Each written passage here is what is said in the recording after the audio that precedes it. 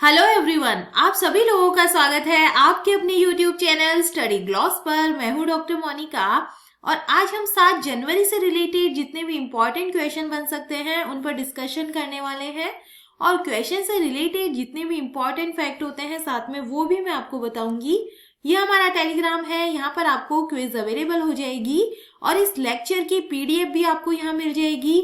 ये आपके लिए आज का मोटिवेशनल कोट है, राह ढूंढोगे अगर तो रास्ते भी मिलेंगे, मंजिलें खुद चलकर नहीं आती।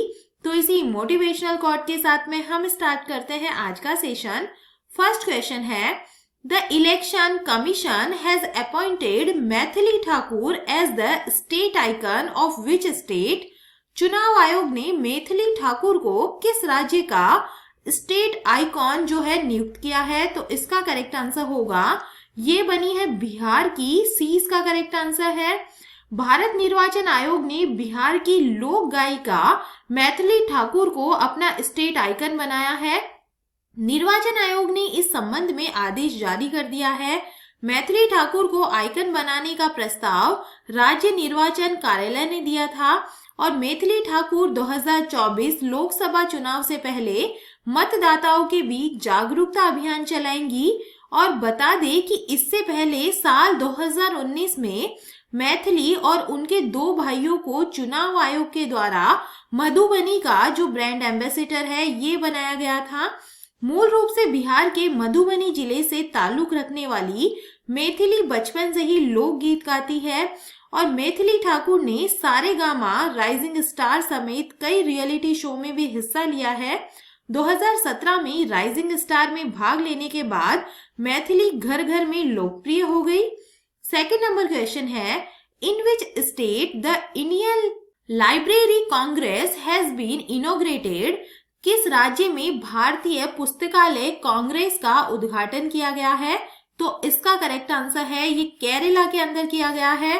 केरल के मुख्यमंत्री पिनाराई विजयन ने 1 जनवरी 2023 को केरल के कन्नूर में कलेक्ट्रेट ग्राउंड में भारतीय पुस्तकालय का कांग्रेस का उद्घाटन किया है। इंडियन लाइब्रेरी कांग्रेस का आयोजन people's mission for social development and library council के द्वारा 1 से 3 जनवरी 2023 तक किया जा रहा है और इसकी जो मेजबानी है ये कन्नूर विश्वविद्यालय केरल के द्वारा की जा रही है। भारतीय पुस्तकालय कांग्रेस में तेलंगाना, आंध्र प्रदेश, महाराष्ट्र, ओडिशा, तमिलनाडु, कर्नाटक, बिहार और अन्य राज्यों और विदेशों के जो प्रतिनिधि हैं इन्होंने भाग लिया है। और इससे पहले 26 दिसंबर 2022 को मुख्यमंत्री पिनाराई विजयन ने घोषणा की थी कि उनका निर्वाचन क्षेत्र धर्मदम भारत का पहला पूर्ण पुस्तकालय क्षेत्र बन गया है। थर्ड नंबर क्वेश्चन है, Which state government has launched the Chief Minister's सुखाश्रय सहायता कोष? किस राज्य सरकार ने मुख्यमंत्री सुखाश्रय सहायता जो कोष है इसको लॉन्च किया है? तो इसका करेक्ट आंसर है, ये हिमाचल प्रदेश गवर्नमेंट के द्वारा किया गया है। हिमाचल प्रदेश के मुख्यमंत्री सुखविंदर सिंह सुक्खू ने राज्य सरकार 101 करोड़ रुपए की लागत से मुख्यमंत्री सुखाश्रय सहायता कोष की स्थापना की है। राज्य सरकार इंजीनियरिंग कॉलेजों, IIIT, NIT, IIM, IT, polytechnic संस्थानों, नर्सिंग और डिग्री कॉलेजों आदि में कौशल विकास शिक्षा और उच्च शिक्षा और ऐसे बच्चों के व्यावसायिक प्रशिक्षण पर खर्च वहन करेगी। और इस योजना का जो उद्देश्य है ये जरूरतमंद बच्चों और निराश्रित महिलाओं को उच्च शिक्षा की सुविधा प्रदान करना है और ये प्रभावी है। समाज सेवी और कंपनियों आदि से सीएसआर के तहत वित्तीय सहायता लेने का भी प्रयास किया जाएगा ताकि सभी कमजोर वर्गों को अच्छी और उच्च गुणवत्ता वाली सुविधाएं जो है ये प्रदान की जा सके। 4 नंबर क्वेश्चन है, which has become the first state to have separate registration for vintage vehicles?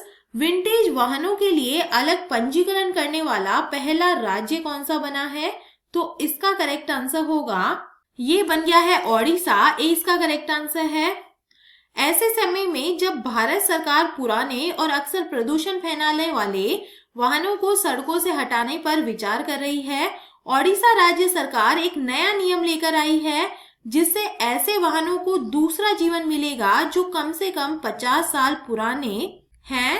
सड़क परिवहन और राजमार्ग मंत्रालय के द्वारा केंद्रीय मोटर वाहन नियम 1989 के तहत पुराने मोटर वाहनों की पंजीकरण प्रक्रिया के लिए प्रावधान किए जाने के बाद ओडिशा सोमवार को 50 साल से ज्यादा पुराने वाहनों, 2 पहिया और जो 4 पहिया वाहन है इनके लिए एक अलग पंजीकरण प्रक्रिया वाला भारतीय राज्य ये बन गया है। CMV के तहत 50 साल पुराने वाहनों को उनके पहले पंजीकरण की तारीख से विंटेज मोटर वाहन के रूप में परिभाषित किया जाएगा और इसके अलावा नियम के अनुसार चेसिस या बॉडी शेल या इंजन में संशोधन सहित बिना पर्याप्त ओवरऑल वाले वाहनों को विंटेज माना जाएगा। 5 नंबर क्वेश्चन है, which of the following banks is not included in the list of domestic systemically important banks released by RBI? RBI के द्वारा जारी डोमेस्टिक सिस्टेमिकली इम्पोर्टेंट बैंक की लिस्ट में निम्न में से कौन सी जो बैंक है ये शामिल नहीं है? तो इसका करेक्ट आंसर होगा ये PNB जो है इसके अंदर शामिल नहीं है। 20 का करेक्ट आंसर है। भारतीय रिजर्व बैंक ने हाल ही में डोमेस्टिक सिस्टेमिकल इम्पोर्टेंट बैंक 2021 की लिस्ट जारी की है जिसमें भारत की 3 महत्वपूर्ण बैंकों को शामिल किया गया है, जिसमें है SBI, ICICI और HDFC को शामिल किया गया है। और SBI को ऐसे बैंक के रूप में माना जाता है जो टू बिग टू फेल है। 2015 और 2016 में RBI ने SBI और ICICI बैंक को DSIB लिस्ट में शामिल किया था और इसके बाद 31 मार्च 2017 तक RBI ने HDFC को भी इस लिस्ट में जोड़ दिया था। 6 नंबर क्वेश्चन है, Pravasi Bharatiya Samman award has been announced this time, how many people will be given this award? Pravasi Bharatiya Samman award की घोषणा कर दी गई है और इस बार ये अवार्ड कितने लोगों को दिया जाएगा? तो इसका करेक्ट आंसर होगा ये इस बार 27 लोगों को जो है ये दिया जाएगा। प्रवासी भारतीय सम्मान अवार्ड की घोषणा कर दी गई है और इस बार ये जो अवार्ड है ये 27 प्रवासी भारतीयों को दिया जाएगा। प्रवासी भारतीयों को दिए जाने वाला ये एक सर्वोच्च सम्मान होता है और ये अवार्ड 8 से 10 जनवरी के मध्य में इंदौर में आयोजित होने वाले प्रवासी भारतीय दिवस सम्मेलन के दौरान दिया जाएगा। ये अवार्ड विभिन्न देशों में रह रहे प्रवासी भारतीयों को उनके उल्लेखनीय योगदान के लिए दिया जाता है और इस अवार्ड के जूरी पैनल की अध्यक्षता भारत के उपराष्ट्रपति जगदीप धनखड़ ने की है। 7 नंबर क्वेश्चन है, PM Modi inaugurated the 108th Indian Science Congress. It is being organized in which city? PM Modi ने 108वीं इंडियन साइंस कांग्रेस का जो उद्घाटन किया है इसका आयोजन किस शहर में किया जा रहा है? तो इसका करेक्ट आंसर होगा ये नागपुर के अंदर किया जा रहा है। सी इसका करेक्ट आंसर है। PM मोदी ने नागपुर में 108वीं इंडियन साइंस कांग्रेस का वीडियो कॉन्फ्रेंसिंग के माध्यम से उद्घाटन किया है और इस बार की जो थीम है ये महिला सशक्तिकरण के साथ सतत विकास के लिए विज्ञान और प्रौद्योगिकी है। इस अवसर पर PM ने कहा है कि भारत का वैज्ञानिक समुदाय अगले 25 वर्षों में भारत जिन ऊंचाइयों तक पहुंचेगा उसे हासिल करने में महत्वपूर्ण भूमिका निभाएगा। इस बार इस सम्मेलन के दौरान एक अनूठी पहल बाल विज्ञान कांग्रेस का भी आयोजन किया जाएगा। 8 नंबर क्वेश्चन है, When is the birth anniversary of Savitribai Phule, the first woman teacher in modern India celebrated? आधुनिक भारत में पहली महिला शिक्षिका सावित्रीबाई फूले की जयंती कब मनाई जाती है? तो इसका करेक्ट आंसर होगा ये 3 जनवरी को जो है मनाई जाती है। भारत की ये पहली महिला शिक्षिका और समाज सेवी सावित्रीबाई फूले की जयंती है और वह समाज सुधारक और महिलाओं के लिए काम करने के लिए जानी जाती है। उन्होंने 19वीं शताब्दी में पुणे महाराष्ट्र के समाज में व्याप्त दमनकारी सामाजिक व्यवस्था के खिलाफ आवाज उठाई थी और उनका जो जन्म है ये 3 जनवरी 1831 को महाराष्ट्र नायगांव सतारा में हुआ था और वह माली समुदाय से थी, जो आज अन्य पिछड़ा वर्ग मतलब ओबीसी की जो कैटेगरी है इसके अंदर आता है।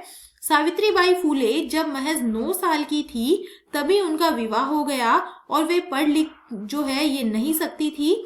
सावित्रीबाई फूले जब महज 9 साल की थी तो उनके पति ज्योतिराव फूले ने उन्हें घर पर शिक्षित करने की जिम्मेदारी ली, जिसके बाद में उन्होंने महाराष्ट्र विशेष रूप से पुणे में व्याप्त असमानता, पितृसत्ता और सामाजिक उत्पीड़न से लड़ने के लिए काम किया।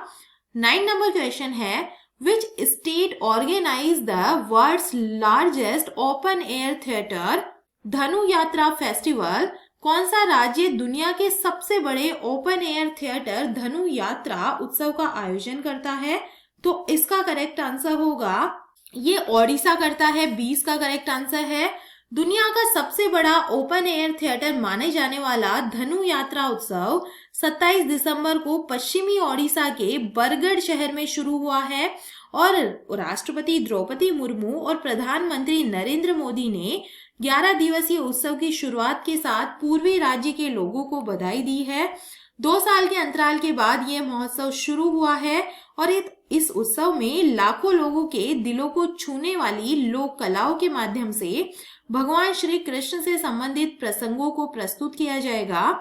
और धनु यात्रा जो बुराई पर अच्छाई की जीत का प्रतीक है, 1947 से 48 में देश की आजादी के जश्न के हिस्से के रूप में बरगढ़ में अस्तित्व में आई है और इसे सालाना आयोजित किया जाता है। धनु यात्रा ओडिशा की संस्कृति से जुड़ी है और ये एक ओपन एयर थिएटर फेस्टिवल है जो 5 वर्ग किलोमीटर से अधिक तक फैला हुआ है और इसमें एक गांव और एक शहर जो है ये शामिल है। त्योहार की जो शुरुआत है एक नाटक से होती है जिसमें वासुदेव के साथ बहन देवकी के विवाह पर क्रोधित कंस द्वारा मथुरा के सम्राट उग्रसेन के पतन होता है।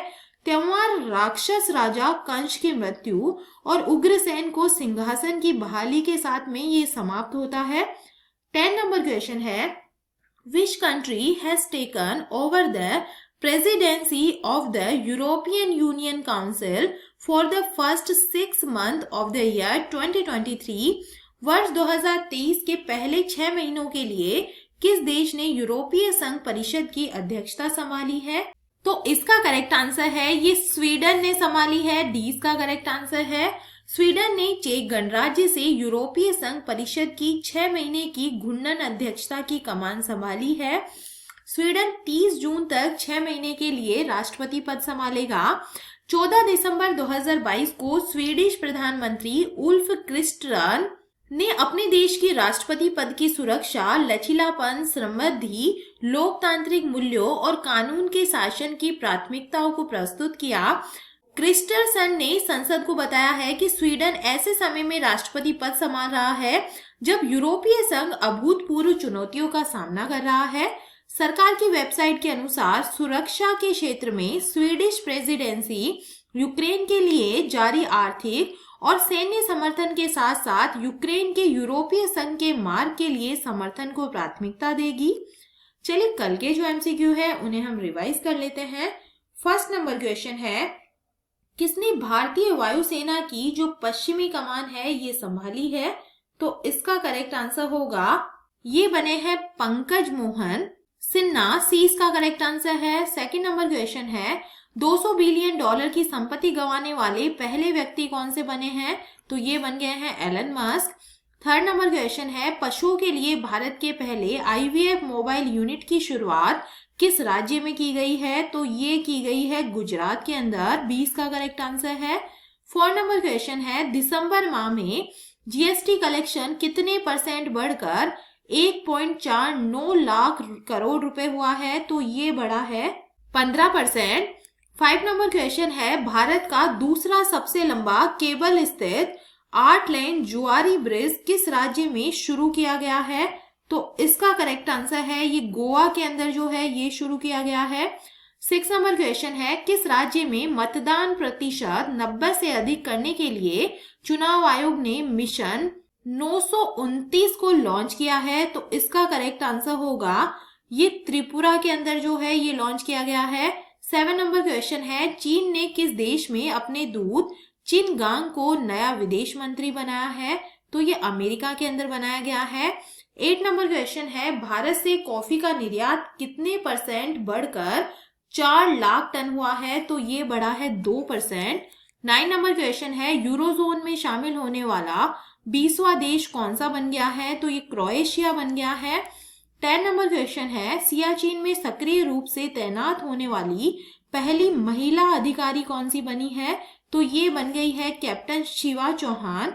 20 का करेक्ट आंसर है। और ये था कल का स्टडी ग्लॉस क्वेश्चन। किस देश ने शैन वॉन के सम्मान में वार्षिक पुरस्कार का नाम बदला है? तो ये ऑस्ट्रेलिया ने बदला है, ये यहाँ के खिलाड़ी थे। 20 का करेक्ट आंसर है। और ये है आप लोग के लिए आज का स्टडी ग्लॉस क्वेश्चन। भारत ने किस देश के साथ मिलकर मोंगला बंदरगाह का निर्माण करने की घोषणा की है? तो इसका आंसर मुझे कमेंट सेक्शन में दीजिएगा। ये हमारा टेलीग्राम है, यहाँ पर आपको क्विज अवेलेबल हो जाएगी और इस लेक्चर की जो PDF है वो भी आपको यहाँ मिल जाएगी। आई होप आपको सेशंस पसंद आ रहे होंगे। अगर पसंद आ रहे हैं तो इन्हें लाइक कीजिए, अपने दोस्तों के साथ में शेयर कीजिएगा। तो चलिए मिलते हैं हम एक नए सेशन के साथ में।